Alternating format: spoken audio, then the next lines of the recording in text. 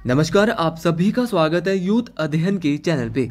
एक बार फिर से मैं आप सभी के बीच एसपी टेट नवंबर के लिए आप सभी की भारी डिमांड पे करंट अफेयर का पार्ट 1 लेके आ चुका हूँ। देखिए, पार्ट 1 का जो पहला क्वेश्चन है कि सितंबर महीने में शुरू हुई मणिमेश यात्रा निम्नलिखित में से किस जनजाति के लिए महत्वपूर्ण मानी जाती है। अगर मैं बात करता हूँ कि अभी जो मणिमेश यात्रा सितंबर महीने में शुरू हुई थी, ये किस जनजाति के लिए, किस ट्राइब के लिए जो है महत्वपूर्ण मानी जाती है, तो ये गद्दी जनजाति के लिए जो है मणिमेश यात्रा महत्वपूर्ण मानी जाती है। अगर मैं बात करता हूँ मणिमेश यात्रा की, एग्जामिनर जो है प्रश्न परीक्षा में ये भी पूछ लेता है कि जो मणिमेश यात्रा है ये हिमाचल प्रदेश के किस जिले में मनाई जाती है। तो मणिमेश यात्रा की अगर मैं बात करता हूँ तो ये हिमाचल के चंबा जिले में मनाई जाती है। क्वेश्चन पूछने वाला इतना ही नहीं, ये भी पूछ लेता है कि अगर मणिमेश यात्रा चंबा में होती है तो मणिमेश झील कहाँ पर स्थित है। अगर बात की जाए मणिमेश झील की तो ये भी चंबा ही जिले में स्थित है। चंबा में बहुत सारी झीलें हैं। अभी तो हम करंट अफेयर पढ़ रहे हैं, जब हम अपनी सीरीज पढ़ते हैं तो हमने हर एक चीज़ को ढंग से देख लिया है। यहाँ से हम इंपॉर्टेंट करंट अफेयर सारे कवर करने वाले हैं। अगर आप हमसे जो है नोट्स अवेल करना चाहते हैं तो ये हमारा कॉन्टैक्ट नंबर है। हमारे पास ऐसे हैंड रिटन नोट्स बने जो कि आपका पेपर जो है क्वालिफाई करवा सकते हैं। 7876145409 हर एक स्ट्रीम के हमारे पास नोट्स हैं। तो अगर आप नोट्स लेना चाहते हैं तो जल्दी से जल्दी आप हमसे कॉन्टैक्ट कर लें। अगले क्वेश्चन की बात करता हूं कि डॉक्टर यशवंत सिंह परमार विद्यार्थी ऋण योजना के तहत लाभ प्राप्त करने के लिए छात्रों की वार्षिक आय कितनी होनी चाहिए। एक योजना हिमाचल प्रदेश के अंदर आई है जिसका नाम है डॉक्टर यशवंत सिंह परमार विद्यार्थी ऋण योजना। इस योजना के तहत जो भी छात्र लाभ प्राप्त करना चाहते हैं उनकी जो सालाना आय, उनकी जो ईयरली जो इनकम है वो 4 लाख से कम होनी चाहिए। Most important question. अगले क्वेश्चन की बात करता हूं कि निम्नलिखित में से किस स्थान पर ब्लग डर्ग फार्मा पार्क विकसित किया जा रहा है। अगर बात की जाए कि हिमाचल प्रदेश में कहाँ पे ब्लग डर्ग पार्क जो है वो ब्लग डर्ग फार्मा पार्क जो स्थापित किया जाएगा, तो टोटल भारत में 3 किए जाएंगे। जहाँ पे हिमाचल में भी एक किया जा रहा है, तो हिमाचल में कहाँ पे किया जाएगा, मोस्ट इंपॉर्टेंट ये क्वेश्चन बनता है टेट परीक्षाओं के लिए। तो हिमाचल के हरोली में किया जा रहा है। और हरोली कहाँ पे पड़ता है, हरोली ऊना जिले में पड़ता है। और हरोली जो विधानसभा क्षेत्र है वहाँ से कौन चुनाव लड़के आए हैं, तो हरोली विधानसभा क्षेत्र से चुनाव लड़के आए हैं हिमाचल प्रदेश के प्रथम उप मुख्यमंत्री मुकेश अग्निहोत्री। तो मुकेश अग्निहोत्री जी हिमाचल प्रदेश के प्रथम उप मुख्यमंत्री है और ये हरोली विधानसभा क्षेत्र से आते हैं, वहीं से ये चुनाव लड़ते हैं। और यहीं पे हिमाचल प्रदेश का ब्लग डर्ग फार्मा पार्क बनाया जा रहा है, विकसित किया जा रहा है। मोस्ट इंपॉर्टेंट क्वेश्चन बनता है ये। अगले क्वेश्चन की ओर बढ़ते हैं। देखिए, क्वेश्चन हर एक मोस्ट इंपॉर्टेंट है, मैं पहले ही बता रहा हूँ। क्वेश्चन आपको परीक्षा में कोई भी दिखने वाला है। और करंट अफेयर की मैं कम से कम 10 वीडियो आपके बीच लाऊंगा जब तक आपका पेपर होगा। करंट अफेयर आपके सारे के सारे यहीं से कवर होने वाले हैं। यहाँ पे इंडिया और हिमाचल दोनों मिक्सअप रहने वाले हैं। मोस्ट इंपॉर्टेंट करंट अफेयर कहीं ना जाए, वीडियो को पूरा देखें तभी आपका फायदा होने वाला है। हाल ही में हिमाचल में निम्नलिखित में से कौन सी मानसिक स्वास्थ्य देखभाल सेवा शुरू की गई। देखिए, अब छात्रों के लिए जो हमारे एडोलसेंस एज जिनकी है, किशोर अवस्था प्रौढ़ अवस्था वाले जो है, उनके लिए जो है हिमाचल सरकार ने एक योजना शुरू की है जो कि परीक्षाओं के लिए महत्वपूर्ण बन जाती है। इस योजना का नाम टेली मानस योजना। तो याद रखना, मानसिक स्वास्थ्य देखभाल के लिए जो हिमाचल प्रदेश सरकार द्वारा योजना शुरू की गई है उसका नाम क्या है, तो याद रखना टेली मानस योजना। तो टेली मानस योजना हिमाचल सरकार की है और मानसिक स्वास्थ्य की देखभाल के लिए ये सेवा शुरू की गई। अगले क्वेश्चन की यहाँ से बात की जाए कि जुलाई 2024 में शंघाई सहयोग संगठन SCO का 10वां पूर्ण सदस्य कौन सा देश बना है। मोस्ट इंपॉर्टेंट क्वेश्चन है ये टेट परीक्षाओं के लिए कि अभी जुलाई 2024 में जो इस साल जो बैठक हुई थी कजाकिस्तान में। देखिए, क्वेश्चन ये भी आ सकता है कि शंघाई सहयोग संगठन की बैठक 2024 में कहाँ पे हुई थी, तो कजाकिस्तान में हुई थी। कजाकिस्तान में तो बैठक हुई थी, कौन से नंबर की थी, 24वें नंबर की बैठक थी। और इसमें जो 10वां सदस्य बना है वो बना है बेलारूस। बेलारूस जो देश है ये 10वां सदस्य बना है SCO का। अगर मैं बात करता हूँ शंघाई सहयोग संगठन की, तो इसका जो 24वीं बैठक तो कजाकिस्तान में हुई है। इसकी स्थापना कब हुई ये भी पूछा जा सकता है। तो शंघाई सहयोग संगठन की स्थापना 15 जून 2001 को हुई है। भारत भी इसका सदस्य है और टोटल जो देश अभी इसमें हो चुके हैं वो 10 हो चुके हैं। लेकिन 10वां देश अभी हाल ही में बना है, इसी साल बना है। कौन बना है, बेलारूस। तो क्वेश्चन आपसे कोई सा भी पूछा जा सकता है, आप गलती करने की कोई गुंजाइश परीक्षा में नहीं होनी चाहिए। अगले क्वेश्चन की बात करता हूँ कि विश्व अंतरिक्ष पुरस्कार 2024 से किसे सम्मानित किया जाएगा। देखिए, जो विश्व अंतरिक्ष पुरस्कार 2024 है इससे जो सम्मानित किया गया है वो चंद्रयान 3 मिशन। तो चंद्रयान 3 मिशन जो इसरो का था, इससे चंद्रयान 3 को जो है वो सम्मानित किया गया था। अगर मैं बात करता हूँ चंद्रयान 3 जो है वो किसके द्वारा चांद पे भेजा गया था, तो ये इसरो के द्वारा। इसरो की कभी कभार फुल फॉर्म भी परीक्षा में पूछी जाती है। तो इसरो की पूरा नाम है इंडियन स्पेस रिसर्च ऑर्गेनाइजेशन। तो इसरो का पूरा नाम है इंडियन स्पेस रिसर्च ऑर्गेनाइजेशन, और इसके जो चीफ है वो है डॉक्टर एस सोमनाथ। तो एस सोमनाथ जो है वो क्या इसरो के जो है चीफ है वर्तमान में, इस बात को आपने याद रखना है। और यही जो है इस प्राइज को लेंगे। तो याद रखना विश्व अंतरिक्ष पुरस्कार 2024 जो है वो इसरो को दिया गया है। किसके लिए दिया गया? मिशन चंद्रयान 3 के लिए। अगले क्वेश्चन की बात करता हूं कि दुनिया की पहली high speed carbon fibre train किस देश द्वारा विकसित की गई है? अगर दुनिया की पहली high speed carbon fibre train की बात की जाए तो ये जो है वो चीन के द्वारा जो है विकसित की गई है। तो याद रखना कार्बन फाइबर ट्रेन दुनिया की पहली है और हाई स्पीड है। तो पहली हाई स्पीड है तो मोस्ट इंपॉर्टेंट बनता है। तो ये चीन के द्वारा जो है ये इसको डेवलप किया गया, इसको विकसित किया गया। अगली क्वेश्चन की बात करता हूं कि पेरिस ओलंपिक 2024 के उद्घाटन समारोह में भारतीय खिलाड़ी में ध्वज भाग के रूप में कौन था? तो ध्वज भाग जो है वो किसके द्वारा किया गया था पेरिस ओलंपिक 2024 में उद्घाटन समारोह में? जब उद्घाटन हो रहा था, ओपनिंग सेरेमनी थी, तो उस समय जो ध्वजावाह किया था, जो भारत का जो झंडा फहराया था, वो दो व्यक्तियों के द्वारा बहुत बहुत इंपॉर्टेंट है। किसके द्वारा? तो याद रखना पीवी सिंधु और अचंता शरद कमल। तो याद रखना पीवी सिंधु और अचंता शरद कमल जो है इन दोनों के द्वारा पेरिस ओलंपिक 2024 में जो है वो क्या फहराया गया था? ध्वजारोहण किया गया था, ध्वजावाहक किया गया था उद्घाटन समारोह में, ओपनिंग सेरेमनी में। जब अगली वीडियो मेरी आएगी करंट अफेयर का पार्ट 2, तो उस टाइम मैं आपको बता दूंगा कि जो हमारा समापन समारोह था वहाँ पे भी ध्वजारोहण 2 ने किया था, किसने किया था ये आपको बता दूंगा। देखिए पेरिस ओलंपिक में भारत की ओर से एक ही ओलंपिक में एक ऐसी महिला है जिसने एक ही ओलंपिक में 2 मेडल लाए हैं। ये बहुत इंपॉर्टेंट उसका नाम बनता है मनु भाकर। तो मनु भाकर एक ऐसी महिला बनी है भारत की जिसने एक ही ओलंपिक में 2 मेडल लाए हैं। मोस्ट इंपॉर्टेंट बात ये बन जाती है। अगले क्वेश्चन की बात करते हैं तो मनु भाकर का नाम आप जरूर याद रखें। 10 मीटर एयर पिस्टल में जो है इनके द्वारा 2 ब्रॉन्ज मेडल लाए गए हैं मनु भाकर जी के द्वारा। बड़ा नाम है मनु भाकर का।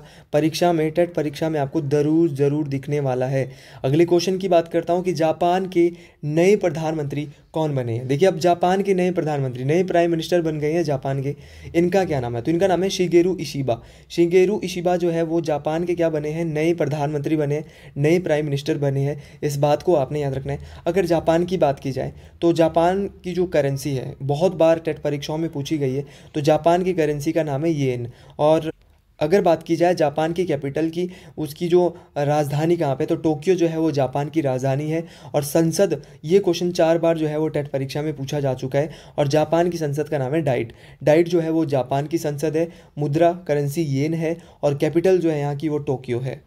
अगले क्वेश्चन की बात करता हूँ कि अगस्त 2024 में किसे सीमा सुरक्षा बल बॉर्डर सिक्योरिटी फोर्स के जनरल डायरेक्टर, महानिदेशक के रूप में नियुक्त किया गया है? तो अगर बात की जाए कि जो हमारा सीमा सुरक्षा बल है इसके नए महानिदेशक बनाए गए हैं, अभी हाल ही में ही बनाए गए हैं 2 महीने पहले अगस्त में। तो हो सकता है ये करंट अफेयर में क्वेश्चन आ जाए। तो ये किसको बनाया गया है? तो ये बनाया गया है दलजीत सिंह चौधरी। तो दलजीत सिंह चौधरी जी को बीएसएफ का नया महानिदेशक के रूप में नियुक्त किया गया है, इनको बनाया गया है। और अगर मैं बात करता हूँ बीएसएफ की जो स्थापना है ये परीक्षा में आ सकती है। बीएसएफ की जो स्थापना हुई थी वो 1 दिसंबर 1965 को हुई थी। पूछा गया क्वेश्चन है टेट परीक्षा में। तो 1 दिसंबर 1965 को बीएसएफ की स्थापना होती है। और इसका जो हेडक्वार्टर है, इसका जो मुख्यालय है बीएसएफ का, वो कहाँ पर है? ये भी क्वेश्चन परीक्षा में आया है। तो इसका मुख्यालय न्यू दिल्ली। तो इस बात को याद रखना कि बीएसएफ का मुख्यालय कहाँ पे? तो न्यू दिल्ली में बीएसएफ का मुख्यालय है। और स्थापना इसकी हुई थी 1 दिसंबर 1965। कभी कभार आपसे बीएसएफ की फुल फॉर्म भी पूछी जाती है, तो आपको याद रखना है बॉर्डर सिक्योरिटी फोर्स। उसी प्रकार अगला क्वेश्चन है कि एनएसजी के नए महानिदेशक के रूप में किसे नियुक्त किया गया? अगर बात की जाए एनएसजी का पूरा नाम पहले जान लेते हैं। फुल फॉर्म पूछी गई है तो एनएसजी का पूरा नाम है नेशनल सिक्योरिटी गार्ड। तो याद रखना एनएसजी का पूरा नाम है नेशनल सिक्योरिटी गार्ड्स। और ये जो है एक बहुत ही खतरनाक कमांडो के रूप में ये भारत में उभरे हैं। तो ये महानिदेशक के रूप में जो है किसे नियुक्त किया गया है? एनएसजी के। तो एनएसजी जो हमारे जो आतंकवाद था उससे निपटने के लिए हमारे देश में जो है एनएसजी कमांडो, जिनका हम हमेशा सम्मान करते हैं, ये एक सेना बनाई गई थी। तो एनएसजी जो कमांडो है ये इन्होंने अपने नए महानिदेशक बनाए हैं बी श्रीनिवासन। अगर एनएसजी की बात करें तो इसकी स्थापना सितंबर 1986 को हुई थी और इसका जो हेडक्वार्टर है, इसका जो मुख्यालय है वो कहाँ पे है, तो एनएसजी का जो मुख्यालय है वो कहाँ पे है, तो याद रखना नेशनल सिक्योरिटी गार्ड्स का जो मुख्यालय है वो दिल्ली में स्थित है। क्वेश्चन पूछने वाला आपसे कोई सा भी क्वेश्चन पूछ सकता है, आपको बस तैयार रहना है, आपको हर एक क्वेश्चन का जो आंसर है वो पता होना चाहिए। अगले क्वेश्चन की बात करते हैं कि अगस्त 2024 में यूनिफाइड पेंशन योजना यूपीएस बहुत इंपॉर्टेंट है, चर्चा में रहा था देश के अंदर। तो अगस्त 2024 में यूनिफाइड पेंशन योजना यूपीएस को अपनाने वाला देश का पहला राज्य कौन सा बना है। देखिए यूपीएस को अपनाने वाला देश का जो पहला राज्य बना है वो बना है महाराष्ट्र। देखिए महाराष्ट्र जो है वो उन्होंने एक पेंशन योजना है जिसका नाम है यूनिफाइड पेंशन योजना। तो यूपीएस का पूरा नाम आपको पता चल गया होगा, यूनिफाइड पेंशन योजना इसका पूरा नाम है। और इस योजना को महाराष्ट्र सरकार के द्वारा जो है वो शुरू किया गया था। महाराष्ट्र के जो मुख्यमंत्री है वो कौन है, एकनाथ शिंदे, और वहाँ के जो उप मुख्यमंत्री देवेंद्र फडणवीस है। तो इन दोनों के द्वारा जो है ये योजना चलाई गई थी, यूनिफाइड पेंशन योजना। तो आपको याद रखना है एकनाथ शिंदे और देवेंद्र फडणवीस की जो जोड़ी है वहाँ पे गठबंधन की सरकार है वहाँ महाराष्ट्र में, और वहीं पे जो है वो यूनिफाइड पेंशन योजना को लागू किया गया। उसी प्रकार एक भारत के अंदर एक है समान नागरिक संहिता। तो समान नागरिक संहिता यूनिफॉर्म सिविल कोड को लागू करने वाला भारत का पहला राज्य तो वो उत्तराखंड बना है। उत्तराखंड ने जो है वो अनुच्छेद नंबर 44 आपने पढ़ा होगा, आर्टिकल 44 में यूनिफॉर्म सिविल कोड समान नागरिक संहिता के बारे में बताया जाता है। तो इसको जारी करने वाला पहला राज्य उत्तराखंड बना है और उत्तराखंड के जो मुख्यमंत्री है वो है पुष्कर सिंह धामी। इस बात को आपने याद रख। अगला क्वेश्चन बात करता है कि अगस्त 2024 में कौन थाईलैंड की सबसे युवा प्रधानमंत्री बनी है। देखिए थाईलैंड देश जिसको कि सफ़ेद हाथियों का देश भी कहा जाता है, यहाँ पर जो है वो सबसे युवा प्रधानमंत्री बनी है जिनका नाम है पेंटागटन शिनावात्रा। तो जनाब पेंटागटन शिनावात्रा जो है वो शिनावात्रा साहब जी जो है वो क्या बनी है, थाईलैंड की सबसे युवा प्रधानमंत्री बनी है। इस बात को आपने याद रखना है, बहुत ही सुंदर है। और याद रखना ये जो है वो थाईलैंड की सबसे युवा प्रधानमंत्री बनी है पेंटागटन शिनावात्रा। तो ये ऐसे नाम आपसे ज़रूर पूछे जाएंगे कि जापान के कौन बना है, थाईलैंड की सबसे युवा बनी है, तो ये क्वेश्चन पूछा जा सकता है करंट अफेयर में। तो याद रखना पेंटागटन शिनावात्रा जी जो है वो क्या बनी है, थाईलैंड की सबसे युवा प्रधानमंत्री बनी है। और थाईलैंड को जो है वो और झीलों का देश जो है वो किसे कहा जाता है, तो झीलों का जो देश वो उसको फिनलैंड को जो है वो झीलों का देश कहा जाता है, और थाईलैंड को जो है वो क्या कहा जाता है, सफ़ेद हाथियों का देश। अगली क्वेश्चन की बात करता हूँ, अगर थाईलैंड की बात की जाए यहाँ से, तो थाईलैंड की कैपिटल एक बार आई थी, तो थाईलैंड की जो कैपिटल है वो बैंकॉक में है। कहाँ पे है, बैंकॉक में थाईलैंड की कैपिटल है। और थाई बात जो है यहाँ की करेंसी है, तो करेंसी भी अगर आएगी तो गलती नहीं करेंगे, थाई बात जो है यहाँ की करेंसी है, और बैंकॉक जो है वो यहाँ की क्या है, कैपिटल है, राजधानी। अगला क्वेश्चन है कि राष्ट्रीय हथकरघा दिवस कब मनाया गया, नेशनल हैंडलूम डे कब मनाया गया था। तो नेशनल हैंडलूम डे, राष्ट्रीय हथकरघा दिवस जो मनाया गया था हमारे देश में वो 7 अगस्त को। कब मनाया गया था, 7 अगस्त को जो है वो नेशनल हैंडलूम डे मनाया गया था। मोस्ट इंपॉर्टेंट है। अगला क्वेश्चन यहाँ पे बोल रहा है कि विश्व प्रेस स्वतंत्रता सूचकांक वर्ल्ड प्रेस फ्रीडम इंडेक्स में भारत का कौन सा स्थान है। ऐसे क्वेश्चन अभी जो है वो 10 वीडियो आएगी और वहाँ पे इंडेक्स में आपको बताता रहूँगा, इंडेक्स से क्वेश्चन आता है। तो याद रखना विश्व प्रेस स्वतंत्रता सूचकांक वर्ल्ड प्रेस फ्रीडम इंडेक्स में भारत का कौन सा स्थान रहा है। तो अगर आप हमसे नोट्स लेना चाहते हैं तो मैं आपको अभी भी बता रहा हूँ, ये मेरा नंबर है 7876145409। और अगर आपने वीडियो यहाँ तक देख ली है तो दिवाली में आपको एक ऑफ़र है, लेकिन अगर आपने वीडियो यहाँ तक देखी है तो आपको पता होगा आज का ऑफ़र जो हमारा है वो है YA+21।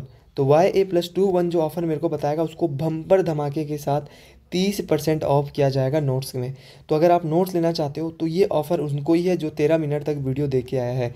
तो वापस आते हैं, 7876145409 हमारा नंबर है। तो विश्व प्रेस सूचकांक स्वतंत्रता सूचकांक में भारत का 159वां स्थान है, लेकिन शीट्स पे कौन। अगर मैं बात करता हूँ, नंबर 1 पे नॉर्वे रहा है, नंबर 2 पे डेनमार्क रहा है, नंबर 3 पे स्वीडन रहा है। तो हर एक बात आपको याद रखनी है कि विश्व प्रेस स्वतंत्रता सूचकांक में भारत का 100 जो है वो 59वां स्थान रहा है। बहुत पीछे भारत इसमें रहा है, लेकिन नॉर्वे पहले पे, डेनमार्क दूसरे पे, स्वीडन जो है वो तीसरे पे रहा है। तो हर एक बात आपको याद रखनी है, हर एक बात परीक्षाओं में काम आने वाली बात है। अगला क्वेश्चन है कि शोधकर्ताओं ने दुनिया का सबसे गहरा ब्लू होल कहाँ खोजा है। देखिए, अब दुनिया का सबसे गहरा ब्लू होल जो है वो खोजा गया है, ये खोजा गया है मैक्सिको में। तो याद रखना, मैक्सिको में जो है वो दुनिया का सबसे गहरा ब्लू होल जो है खोजा गया है। कहाँ पे? मैक्सिको में खोजा गया है। ज़्यादा डिटेल से हम यहाँ नहीं जानेंगे, लेकिन आपको याद रखना है कि ब्लू होल, देखिए डिटेल से हम अपनी जो वीडियो हमारी जीके की रहते हैं उसमें हम जानते हैं। तो है ना, मैक्सिको में जो है ब्लू होल खोजा गया है। इसके बाद अगला क्वेश्चन है, विश्व अस्थमा दिवस कब मनाया जाता है। अगर बात की जाए विश्व अस्थमा दिवस की, तो ये कब मनाया गया? तो विश्व अस्थमा दिवस जो है ये 7 मई को मनाया जाता है। मोस्ट इंपॉर्टेंट है, 7 मई को विश्व अस्थमा दिवस। अब क्वेश्चन एक बार टेट में ये भी आया था, 7 अप्रैल को क्या मनाया जाता है। तो 7 अप्रैल को जो है विश्व स्वास्थ्य दिवस मनाया जाता है। WHO world health organisation day कब होता है? तो 7 अप्रैल को मनाया जाता है। मोस्ट इंपॉर्टेंट बात है, सारे के सारे डे आपको पता होने चाहिए। परीक्षाओं में आपसे कोई सा डे भी पूछा जा सकता है। अगले क्वेश्चन की बात करता हूँ कि इंडियन प्रीमियर लीग IPL 2024 का खिताब किसने जीता है। देखिए, ये क्वेश्चन तो हम पुराना भी हो गया है, लेकिन ऐसा नहीं, आप पुराने क्वेश्चन को पुराना नहीं बोल सकते। एग्जामिनर फिर से भी डिटेल में क्वेश्चन दे देता है कि आप जो है नए करंट अफेयर पढ़ रहे हैं या 6 महीने पहले के करंट अफेयर भी पढ़ रहे हैं, तो आपको पता होना चाहिए। एग्जामिनर आपसे कोई सी गेम भी खेल सकता है, लेकिन मैं आपके के लिए कोशिश करता रहूँगा। और अगर आपको मेरी वीडियोज़ अच्छी लगती है तो आप ज़रूर इन वीडियोज़ को अधिक से अधिक लोगों तक शेयर करें, ताकि मुझे आप सभी लोगों का प्यार मिले। और आप सभी के जो कमेंट है, उन कमेंटों से मुझे एक अलग ही मोटिवेशन मिलता है। तो 2024 का जो खिताब जीता था वो कोलकाता नाइट राइडर्स के द्वारा जीता गया था। और ऑरेंज कैप जो जीती थी, सबसे ज़्यादा जो रन बनाए थे वो बनाए थे विराट कोहली ने। अगले क्वेश्चन की बात करता हूँ। अब हिमाचल की तरफ आते हैं कि हिमाचल में हर घर दस्तक अभियान हाल ही में किस जिले में शुरू किया गया था। तो हिमाचल में आपने तो सुना भी नहीं होगा ऐसे क्वेश्चन कि हर घर दस्तक अभियान एक चला था, क्योंकि यह ऐसे क्वेश्चन सीधे परीक्षाओं में हमें सुनते हैं, और जब सुनते हैं तो फिर बहुत ज़्यादा दिक्कत आ जाती है। तो हर घर दस्तक अभियान जो है वो हाल ही में हिमाचल के ऊना ज़िले में जो है वो चलाया गया था। अगर ऊना की बात करता हूँ, यहाँ पे हर घर दस्तक अभियान जो है चलाया गया था। अगर यहाँ की हर घर दस्तक अभियान की बात की जाए तो ये तो ऊना ज़िले में चला था। अगर ऊना की बात की जाए तो ऊना में विधानसभा की 5 सीटें हैं, इस बात को आपने याद रखना। अगले क्वेश्चन की बात करते हैं कि निम्नलिखित में से किस राज्य ने हाल ही में ई कचरा संग्रहण अभियान शुरू किया था। तो देखो, राज्य की बात हो रही है, और कौन सा राज्य है जिनके द्वारा जो है ई कचरा संग्रहण अभियान, तो हिमाचल प्रदेश के द्वारा ये बड़ा कार्य किया गया है। तो याद रखना, निम्नलिखित में से किस ई कचरा संग्रहण अभियान जो है वो सुक्खू जी की सरकार के द्वारा जो है जारी किया गया है। और अब जो है वो हर घर पंचायत, हर घर जनता के द्वार, सरकार जनता के द्वार, कल जो है वो CM सुक्खू जो है, अगर आपने कल की न्यूज़ देखी होगी, डोडरा कवार में जो कि बहुत ही दुर्गम एरिया है डोडरा कवार, वहाँ पे किसी घर उन्होंने रात बिताई थी, वहाँ पे सोने गए थे। ये कार्यक्रम जो है वो डोडरा कवार हो गए, बहुत अच्छी बात है। तो इस प्रकार के कार्यक्रम होने चाहिए, वैकेंसी अधिक से अधिक आनी चाहिए हिमाचल के अंदर, तभी हम सब स्टूडेंट्स का जो है वो बेड़ा पार हो सकता है। तो याद रखना कि ये हमारे सुक्खू सरकार के द्वारा जो है ई कचरा संग्रहण अभियान जो है हिमाचल प्रदेश के अंदर शुरू किया गया है, कि कचरे को जो है वो क्या किया जाएगा, अब संग्रहित किया जाएगा, उसको फेंका नहीं जाएगा, उसको भी क्या है, कार्य में लाया जाएगा। अगला क्वेश्चन है, हिमाचल प्रदेश में पहली डिजिटल लाइब्रेरी निम्नलिखित में से किस जिले में स्थापित की जा रही है। अब हिमाचल की पहली है और डिजिटल लाइब्रेरी है, तो क्वेश्चन तो परीक्षा में बनता है। तो पहली डिजिटल लाइब्रेरी हिमाचल प्रदेश में जो बनाई जा रही है वो बिलासपुर ज़िले में बनाई जा रही है। तो मोस्ट इंपॉर्टेंट क्वेश्चन है, अब एम्स, हिमाचल प्रदेश में एम्स कहाँ पे स्थित है, ये परीक्षा में क्वेश्चन आता है। तो अगर एम्स की बात की जाए तो आप कमेंट बॉक्स में ज़रूर बताएं कि एम्स कहाँ पे है। मोस्ट इंपॉर्टेंट है, क्योंकि मैंने आपको अपनी वीडियोस में बहुत दफ़ा बताया कि एम्स कहाँ पे है। तो आप याद रखेंगे, बिल्कुल नहीं भूलेंगे कि हिमाचल की पहली डिजिटल लाइब्रेरी जो है वो बिलासपुर में बनी जा रही है। लेकिन आपको पता है कि हिमाचल की सबसे पुरानी लाइब्रेरी कहाँ पे है। तो हिमाचल का सबसे पुराना जो पुस्तकालय बना है वो है नाहन में। नाहन जो है वो सिरमौर का मुख्यालय है, और यहीं पे सबसे पुरानी लाइब्रेरी जिसका नाम है महिमा लाइब्रेरी जो है सिरमौर के राजा करम प्रकाश के द्वारा बनाई गई थी। इस बात को आपने याद रखना है। तो ये लाइब्रेरी मोस्ट इंपॉर्टेंट है, इस बात को आपने गलत बिल्कुल नहीं करेंगे। नाम क्या है, महिमा लाइब्रेरी। तो महिमा लाइब्रेरी जो है ये बिलासपुर में बनाई जा रही है, और मोस्ट इंपॉर्टेंट है महिमा लाइब्रेरी, परीक्षाओं में काम आने वाला क्वेश्चन है महिमा लाइब्रेरी। तो बिल्कुल भी गलती नहीं करेंगे। कहाँ पे बनाई जा रही है, बिलासपुर में। अगले क्वेश्चन की बात करते हैं कि 76वां हिमाचल राज्य स्तरीय दिवस, देखिए हिमाचल दिवस जो बनाया गया था, तो 76वां दिवस कब मनाया जाता है हिमाचल दिवस, तो 15 अप्रैल 1948। 15 अप्रैल 1948 को हिमाचल को पूर्ण राज्य का पूर्ण गठन मिला था। क्या मिला था, गठन हुआ था हिमाचल प्रदेश का पूर्ण राज्य का दर्जा तो 25 जनवरी 1971 को मिला था, लेकिन 15 अप्रैल 1948 को हिमाचल का गठन होता है। तब से लेकर हिमाचल दिवस मनाया जा रहा है। तो हिमाचल दिवस 15 अप्रैल को मनाया जा रहा है। तो इस साल जो 76वां नंबर का मनाया गया, कौन से नंबर का संस्करण था इस बार? 76वां नंबर का जो हिमाचल दिवस मनाया गया था, ये राज्य स्तरीय समारोह में वो कहाँ पे आयोजित किया गया था? तो ये लाहौल स्पीति में आयोजित किया गया था। तो याद रखना कि 76वां हिमाचल दिवस राज्य स्तरीय जो है वो मनाया गया था कहाँ पे? लाहौल स्पीति में। तो हर एक क्वेश्चन मोस्ट इंपॉर्टेंट है। और अगर आप हमसे नोट्स अवेल करना चाहते हैं, मैं आपको बार बार अपना नंबर यहाँ पे मेंशन कर रहा हूँ, तो आप ज़रूर हमसे नोट्स अवेल कर सकते हैं। ये हमारा नंबर है। आज जो है वो बहुत ही कम लिमिटेड रेंज में दिवाली तक आपको 3 जो हमारा नवंबर रहने वाला है, तब तक आपको नोट्स बहुत लिमिटेड रेट में मिलने वाला है। तो अगर आपको ये वीडियो अच्छी लगी है तो आप अधिक से अधिक लोगों तक शेयर करें, लाइक करें, सब्सक्राइब करें। तो आज के लिए इस वीडियो में इतना ही। मिलता है अगले कल। हर हर महादेव। और आप कमेंट बॉक्स में ये सभी लोग बताएं आपको, बाकी मैं अगले वीडियो में आपको ज़रूर बता दूंगा वर्तमान में हिमाचल प्रदेश के मुख्य न्यायाधीश कौन है, जिसको भी पता है। और कमेंट बॉक्स में ज़रूर लिखें हर हर महादेव साथ में। तो मिलते हैं अगली वीडियो में। हर हर महादेव। जय शंभू, जय माँ भगयाणी।